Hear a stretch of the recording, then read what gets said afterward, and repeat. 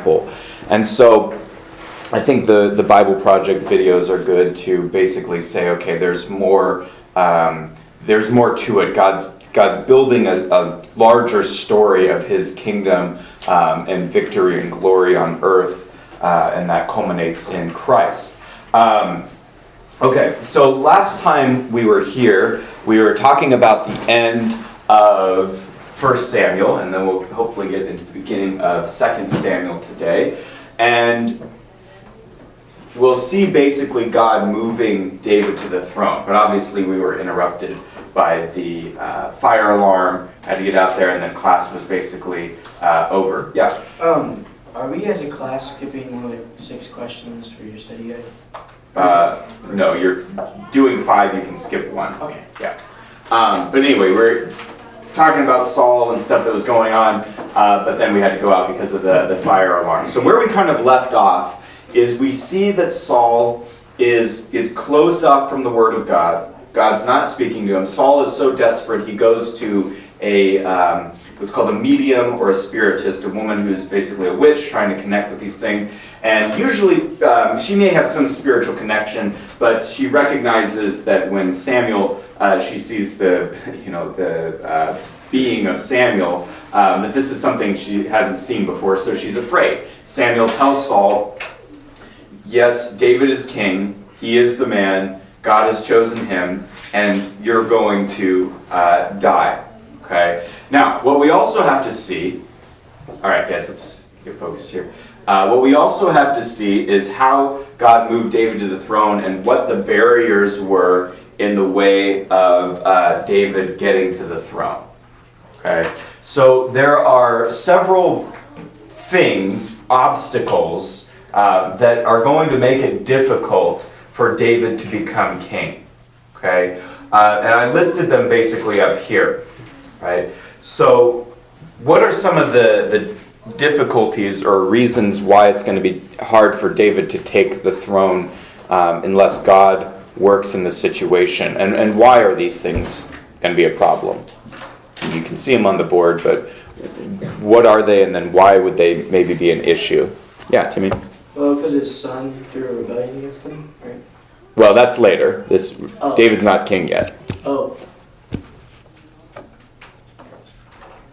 So what are going to be some of the things that's going to make it hard for David to even become king, where we can't see necessarily how God's going to make that happen yet? Yeah? There's kind of already a king in place who wants him dead. Yeah, there's already Saul, who's already on the throne. God says he's taken the throne from him, but he's still there ruling, and he's chasing David down, and David is on the run from Saul, so it doesn't look like David is in any position to become king or get close to it. And even if David, let's say David somehow kills Saul, why might that threaten David becoming king? Besides just maybe it would be the wrong thing to do, why would that maybe threaten David ruling? They could affect like the people like themselves. Yeah, what do you mean? Israel, like they could, because they like Saul, right? So yeah, to they some like extent. Saul, and then David killed him to take the throne, and they probably would be happy with him. Right. If David does an assassination, it creates maybe what I call here like a crisis of legitimacy, where is David really the right king if he takes the throne in that way? Also, Saul's tribe and people, Benjamin, might reject him. They might say, we're not, and it could lead to civil war. Yeah, Vivian? Yeah, that's fine. Israel also during this time they're not united. They are a group of loose tribes. They're not a nation in the sense that they have kind of a unified government and a unified kingdom together. They remember that the period of Judges talks about that they are loosely confederated, but sometimes they go to war with each other, that everybody does kind of what's right in their own eyes, right? There's no king. There's no unification of the tribes under one ruler. Okay, so even if David did become king, even if he does kill Saul, there may be other people who reject that, or there may be competitors to the throne. If Saul dies, who else might be like the natural successor to the throne after Saul, besides David? Yeah. Saul has sons. Yep. He has a couple of sons, and then he has Jonathan, who, even though Jonathan in himself is not an obstacle to David coming to the throne, he's on David's side. He's made a covenant to be loyal to David. Jonathan's in the way, because if Saul dies, Jonathan's the next one, basically, to take the throne in people's minds. Okay? Saul also has other sons. He has a son named Ishbosheth, who will be important later. And so David also, I put up here, David is an obstacle to David going to the throne. What I didn't tell you, didn't have time to talk about the other day, is that David, when he's on the run from Saul, in chapter 28, 29, yeah, actually in 27 and 29, David goes and joins this group who is an enemy people of Israel, so as he's on the run from Saul. So David has this force of his 400 own men called David's mighty men, who are this powerful fighting force, and they're on the run from Saul, and they go join, guess what nation or what group? I'll give you a hint. It's where Goliath came from. Philistines? He joins the Philistines. It's like, David, you can't team up with the Philistines, but it was kind of an enemy of my enemy is my friend. And so David joins the Philistines, and then with the Philistines, they fight some wars against some other enemies of Israel. But now the Philistines are going to go to war against Israel, and David has sworn a covenant to the king of the Philistines to be loyal to him and to serve him in battle. So now David's in a position where he's going to either have to break his covenant or go to war against Saul or go to war against his own people. So David's own dumb decisions sometimes get in his own way. And we see this in the Psalms. A lot of times David will do things and that will be not smart, and then he will ask God to help him, and then he'll write a psalm about why trusting God is important, because sometimes God has to save us from our own stupidity.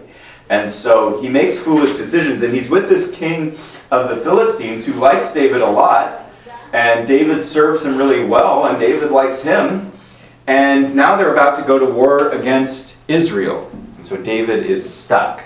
And so we really see that God has to work through all these circumstances to bring David to the throne, also in the right time, in the right way. Because if David tries to seize power in the wrong way, that means he threatens being able to be the king.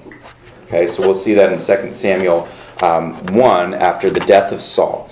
Okay, first God deals with the Philistines. Okay, so David is working with the Philistines. He's about to be in a position where the Philistines are going to go to war against Israel. And then the Philistine army starts to mistrust David and talk to the king about it. And guess why they start to mistrust David? Who's a Philistine that David has... I mean, David's gone to war with the Philistines many times, but who's a big Philistine David kills Goliath, right? So these Philistines start to talk to their king, who likes David, and they say, why are you trusting David? Shouldn't we be more suspicious of him? Don't you remember that he killed Goliath? Don't you remember the song that they sing about David? That Saul has killed his thousands and David his tens of thousands? Like, this is not somebody who we should be thinking is our friend. So basically, the king of the Philistines is like, well, I like David. He serves me really well, but he decides, you know what? Okay, to keep unity among my own men, I'm going to have to dismiss David. So he basically has to fire David. And so he goes to David and talks to him, and it's like, hey, I'm not going to be able to have you around anymore, blah, blah, blah, all this stuff. And David's like, why? Have I done something wrong? And he's like, no, you've been great. It's just this conflict between my men. And so he dismisses David and sends him on his way. Like, David teamed up with the wrong people, but God gets David out of it. Because if David goes to war against his own people, it probably is going to threaten him ever becoming king or king over all of Israel. Okay? And so next we see God moving David to the throne through getting rid of Saul and most of Saul's sons. Okay? Chapter 31, Saul dies. Okay, remember, I don't know if we got to talking about this. Did we talk about the death of Saul last class on Tuesday? Okay. Saul is, let me read it of how, yes, yeah, that's fine. Let me read it, how Saul died. 2 Samuel 31 says, "Now the Philistines were fighting against Israel, and the men of Israel fled before the Philistines and fell slain on Mount Gilboa. The Philistines overtook Saul and his sons, and the Philistines killed Jonathan and Abinadab and Malchishua and the sons of Saul. The battle went heavily against Saul, and the archers hit him, and he was badly wounded by the archers. Then Saul said to his armor-bearer, 'Draw your sword and pierce me through with it, otherwise these uncircumcised will pierce me through and make sport of me.' But his armor-bearer would not, for he was greatly afraid. So Saul took his own sword and fell on it. When the armor-bearer saw that Saul was dead, he also fell on his own sword and died with him. Thus Saul died with his 3 sons, his armor-bearer, and all the men together." Okay, so now Saul has died. And this is what this should kind of remind you of, or I think that kind of illustrates this, is if you like Lord of the Rings, this is kind of like, Boromir when he dies. Okay, not perfect guy, not the right man, not the king, but he dies in this situation. And that's how David will write a song about the death of Saul, what it means when this king has died. Okay, so, but God brings Saul's life to an end through the Philistines. So Saul dies. Now, how Saul dies is important. Saul's hit by arrows. He knows he's going to die. He wants to avoid the Philistines torturing him and humiliating him, killing him slowly, and then taking his body and hanging up, doing all sorts of things where they basically pierce him and crucify him. That being said, it's not the same as Roman crucifixion, that they would put him up on a pike and cut his head off and do stuff. They're going to do stuff to his body after he dies. So he doesn't want him to do it to him while he's still alive. So he asks what does he ask his armor-bearer to do? Yeah. Pierce him with his sword. Okay.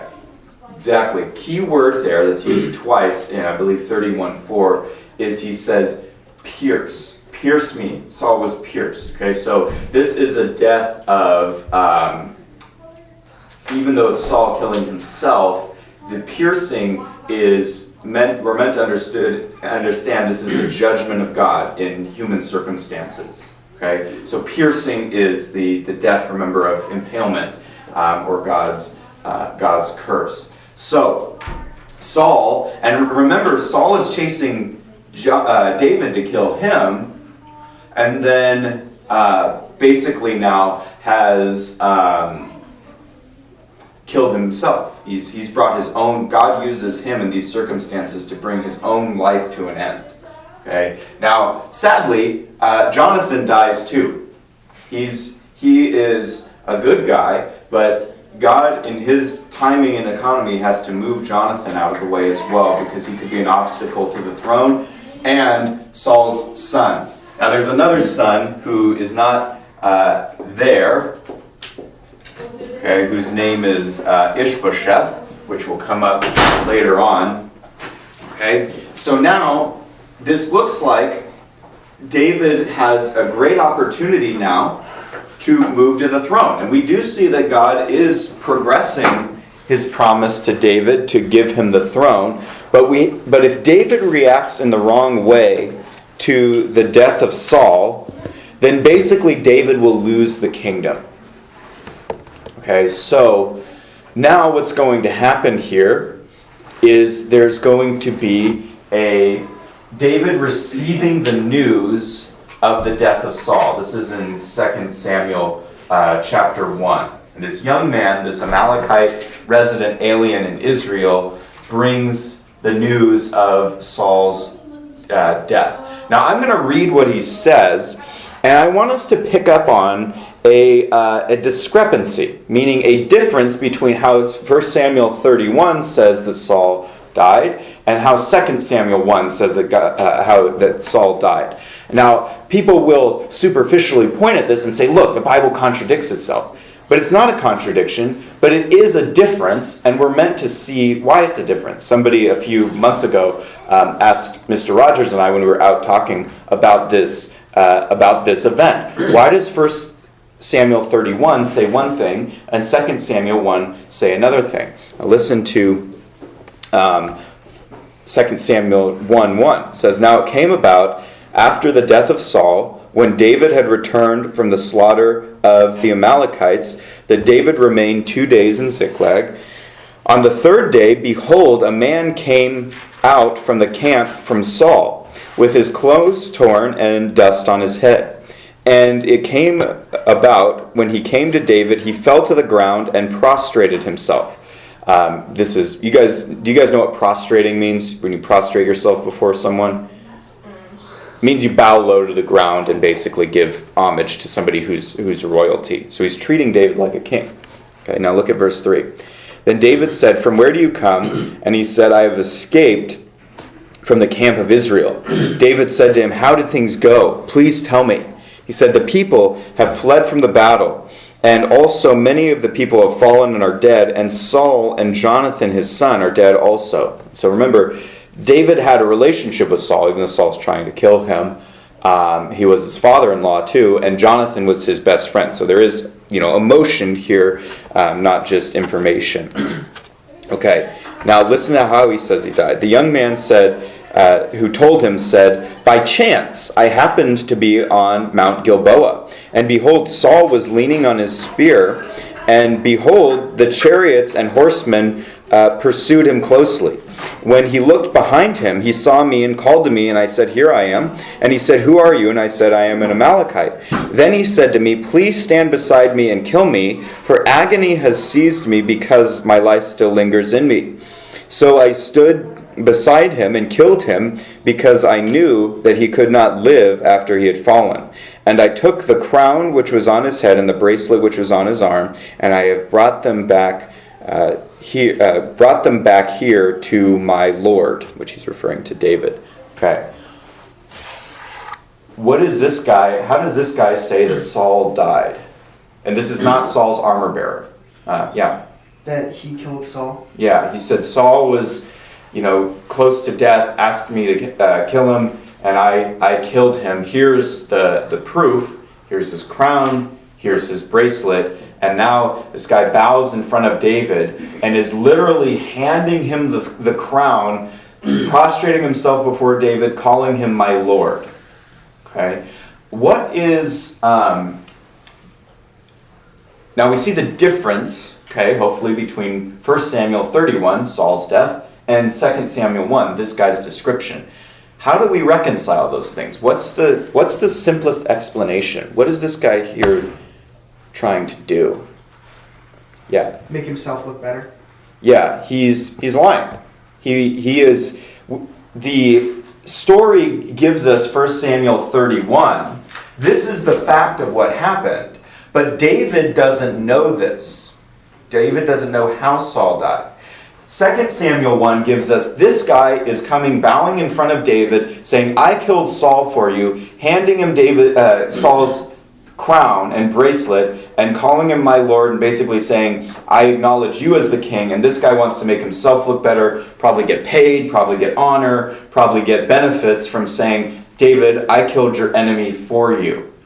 Okay? Now David doesn't know, right, yet that this is true. But this guy's story, if you read through it carefully, it doesn't add up. You don't by chance come up to a battle. You don't by chance happen to find this guy and, oh, it's Saul, the king of Israel.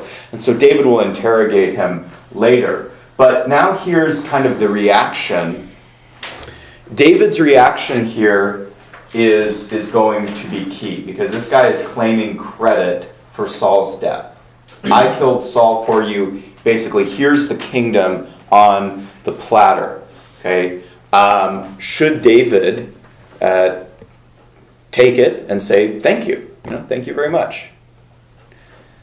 You guys are indicating no. Why not? Yeah. Because David mourns for Saul because he was the chosen king. Yeah, because if David takes the kingdom like this, not in God's way, not in God's timing, it basically means David will not be the legitimate king.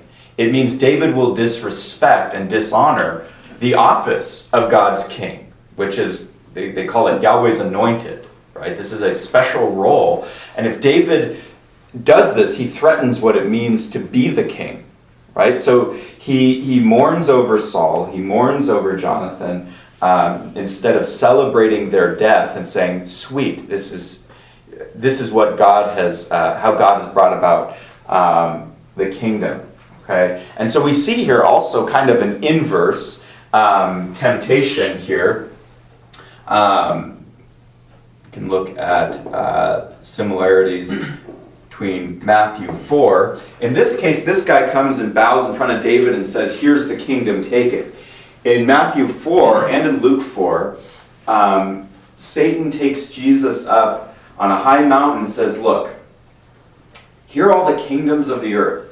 You're coming to announce and accomplish the kingdom of God. But for Jesus, the road to accomplishing the kingdom of God is going to require what? What is Jesus going to have to do to bring about God's kingdom? Yeah. Bow. Well, no, I meant bread, right? Well, no, not in the temptation. What is he going to have to do in God's plan to accomplish the kingdom of God? Oh, die. Yeah, he's going to have to go to the cross. So Satan is saying, look, Jesus, let's skip all this. I'll forfeit any claim I have, any control, influence I have to all the kingdoms of the earth if you do one little thing. If you acknowledge me, if you bow before me, just give me, you don't have to totally, worship me, you don't even have to mean it. Just acknowledge that it was me who had the power to hand the kingdom to you. Okay?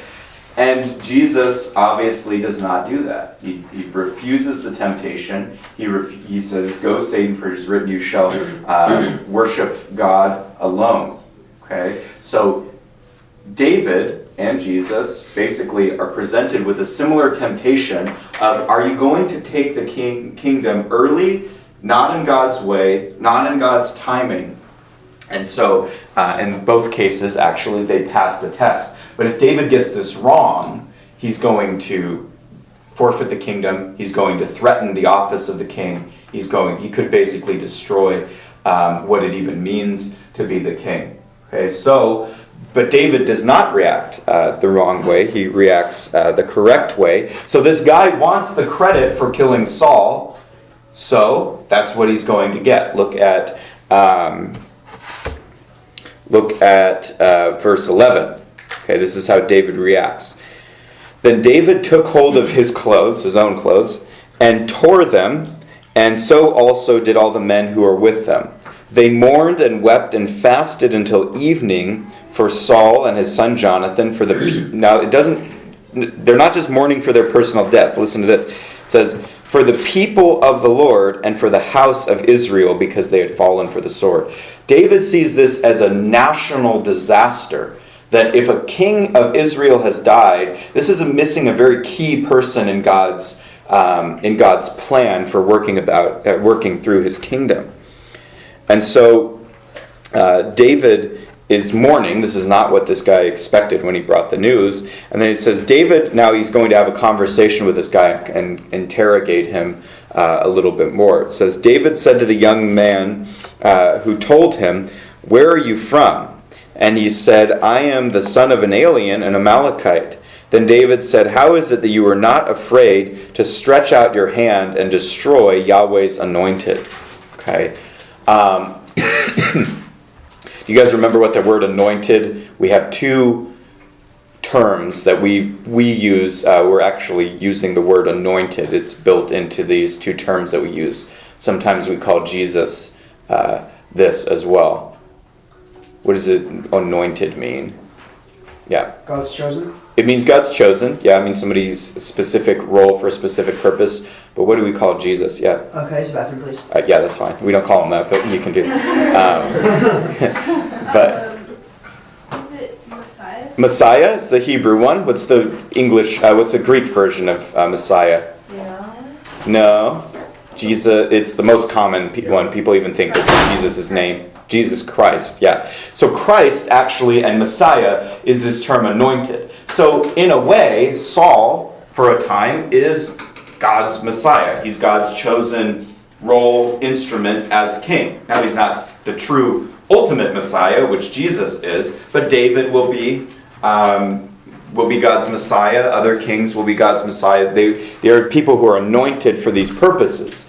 But Jesus is the one that everything falls on him. He's really the Christ, the Messiah, God's anointed. So David takes this very seriously and said, "Why weren't you afraid to stretch out your hand against Yahweh's anointed?"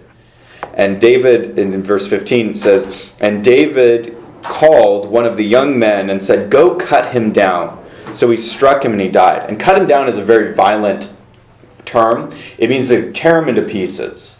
And so he goes on here, and David said to him, this is the last words that he says of judgment to this person, "Your blood is on your head, for your mouth has testified against you. I have killed Yahweh's anointed." So he says, look, you want the credit for Saul's death? Fine, but that means something very different than what you're expecting. So what we see is David, in refusing to take the kingdom this way, is actually acting like the true king. Okay, so we see that David is the right man, that he doesn't celebrate the death of Saul. He actually mourns the death of Saul. And so David writes a song that is recorded here, but it's a certain type of song. It's what's known as a dirge. Okay, have you guys ever heard this term dirge? Do you guys know what that is? Okay, a dirge is a song that you sing for mourning or like at a funeral. It's a song of about death or sadness. Okay, so like you could think about like sometimes when you go into like maybe a memorial service, you have like quiet like organ music playing and it's kind of like somber. That's kind of what the idea is. It can also be called a lament, which is a song of mourning. That's why the book of Lamentations that Jeremiah writes, it's a song of mourning over Israel's sin and exile and defeat. And so David writes this basically song for a death of a king. And so in this, he builds in, what does it mean to be the king? Why is it so important? And why it matters, even though that Saul was not a good guy, why he was important in God's economy for accomplishing God's tasks in this certain role. Okay. Two phrases, though, that you guys may recognize from this song that you may not have known came from this is, have you ever heard the phrase, "Oh, how the mighty have fallen"? They say this sometimes in like movies or books or something that sometimes as a joke, like, that, "Oh, how the mighty have fallen." Have you guys ever heard this phrase? Some have? No? Okay. And then there's another phrase in here that, have you guys seen it's kind of a creepy movie, but the old Willy Wonka movie? The old one from like the 70s. Okay. Yeah. And I think the new one's actually creepier in my opinion. But Johnny Depp did such yeah. a good job at creeping us out. Yeah, he was a creepy guy. Yeah. Can I please go to it? Yeah, that's fine. You guys remember in the old Willy Wonka where they're riding on that like machine and then they're going through all these like little things and there's like foam being spilled on them and all this stuff. Do you guys remember this? Yeah. Okay. Willy Wonka is saying at this time, he's yelling about like the machine while they're all freaking out. And he says at one point, about the machine, he says, "Swifter than eagles, stronger than lions." That comes from here. It's a phrase that sometimes gets used for other things, but this is a phrase that David used to describe Jonathan and Saul as they fought in their last battle. So the name of this song is probably "Oh, How the Mighty Have Fallen." Okay, so let me go ahead and... Hey ladies, let's focus please.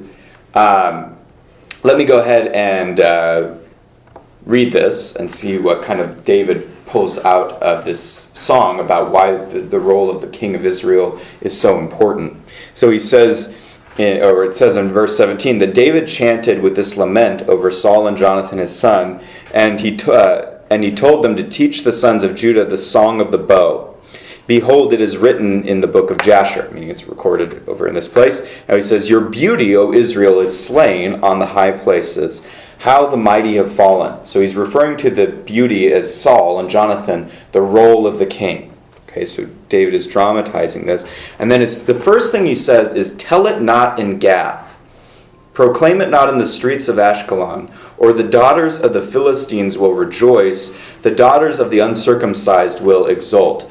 What does David not want to happen here in verse 20?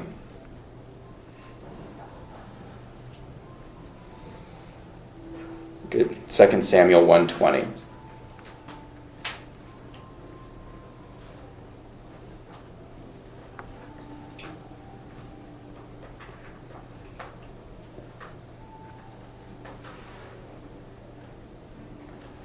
Yeah.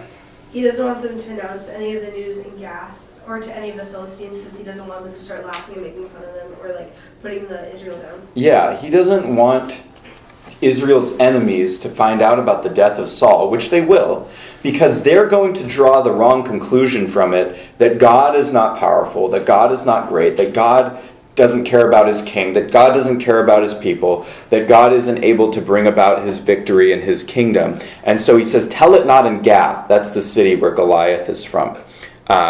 Proclaim it not in the streets of Ashkelon. Otherwise, they're going to sing songs of victory, saying that they've won against Israel and they've won against Israel's king and Israel's God. So this is why it's such a disaster, is because God's reputation is tied with Israel and Israel's king. And he says, David goes on, verse 21, he says, O mountains of Gilboa, let not dew or rain be on you, nor fields of offerings, for their shield of the mighty was defiled, the shield of Saul not anointed with oil. From the blood of the slain, from the fat of the mighty, the bow of Jonathan did not turn back. The sword of Saul did not return empty. Saul and Jonathan, beloved and pleasant in their life, and in their death were not parted. They were swifter than eagles. They were stronger than lions. And now David calls for the application here in verse 24. He says, O daughters of Israel, weep over Saul, who clothed you luxuriously in scarlet, who put ornaments of gold on your apparel. How the mighty have fallen in the midst of battle. Jonathan is slain on the high places. I am distressed for you, my brother Jonathan. You have been very pleasant to me. Your love was more wonderful than the love of women. How the mighty have fallen and the weapons of war have perished. And so David really mourns over Saul, the office of the king, but he also mourns over his best friend. And he even says, look, of all David has multiple wives. We know that. David is saying, the closeness he had with Jonathan as his best friend and their common bond in the Lord. He says this is even better than all the.